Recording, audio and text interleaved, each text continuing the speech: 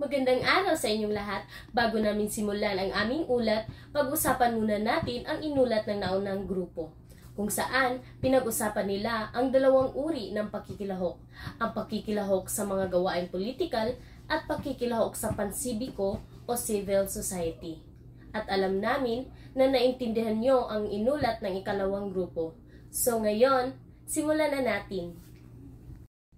Ako po si Cybers Husay sa ikatlong grupo. Sa ating araw-araw na pag-aaral, ngayong araw, ating tatalakayin ang mga mahalagang aspekto ng araling panlipunan sa ika-4 na markahan ng Module 5 and 6 na pinamagatang pakikilahok.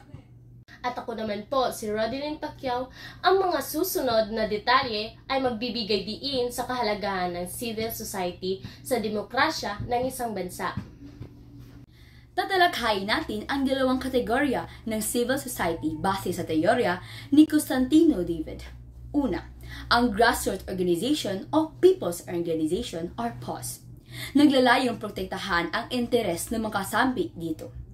Dito nahanay ang mga sectoral group ng kababaihan, kabataan, magsasaka, mangingisda at mga cause-oriented groups. Ito yung mga grupo sa komunidad na nagtutulungan para ipagtanggol ang kanilang mga karapatan tulad ng mga grupo ng kababaihan at magsasaka. Ang ikalawang kategorya ay ang Grassroots Support Organization o Non-Governmental Organization o NGOs. Naglalayong suportahan ang mga programa ng mga people's organizations. Ito ay naglalayong tuligsain ang mga hindi makataong patakaran ng pamahalaan at tulungan ang mga mamamayan na makaahon sa kahirapan.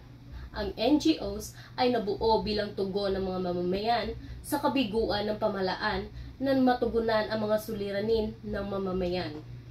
Ito yung mga organisasyon na hindi gobyerno pero tumutulong sa mga people organizations. Binibigyan nila ng suporta at tulong para labanan ang kahirapan at laban sa hindi makatarungang patakaran ng pamahalaan. Ang Local Government Code of 1991 ay naglalaman ng pagbuo ng mga Local Development Council sa bawat lokal na pamahalaan. Isang malinaw na patunay sa papel na ginagampanan ng mga NGO. Maraming iba't ibang NGO at po ang makikita sa Pilipinas at bawat isa ay may kani-kanilang tungkulin sa bayan. Ilan sa mga ito ay ang Thangos, para sa mamihirap na nagsasagawa ng mga proyekto. Fondangos, na nagbibigay tulong pinansyal. Jangos, na nagbibigay suporta sa mga komunidad sa pamagitan ng legal at medikal na serbisyo. Pako, na binubuo ng mga profesional at akademiko. At Gwapo, na mga POS na itinitayo mula sa inisyatibo ng mamayan at hindi ng pamahalaan. Ayon kay Larry Diamond, noong 1994, ang pakikilahok sa mga ganitong samahan ay isang mahusay na pagsasanay para sa demokrasya.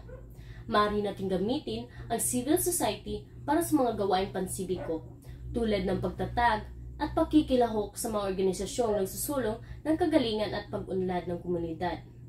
Pagpaparating ng kinakailangang gawin, pag-aangat sa kalagayan ng ating kapwa Pilipino, at pagpapaunlad sa mga produkto ng bansa.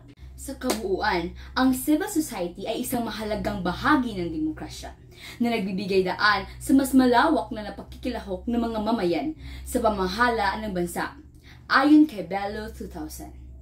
Ito ay nagpapalakas sa pagkakaroon ng malayang boses at aktibong partisipasyon ng mga Pilipino sa pagbuo ng isang makatarungang lipunan.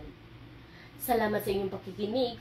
Sana may natutunan kayo sa Araling Panlipunan, ika-4 na markahan, Module 5 and 6 na pinamagatang pakikilahok. Hanggang sa muli!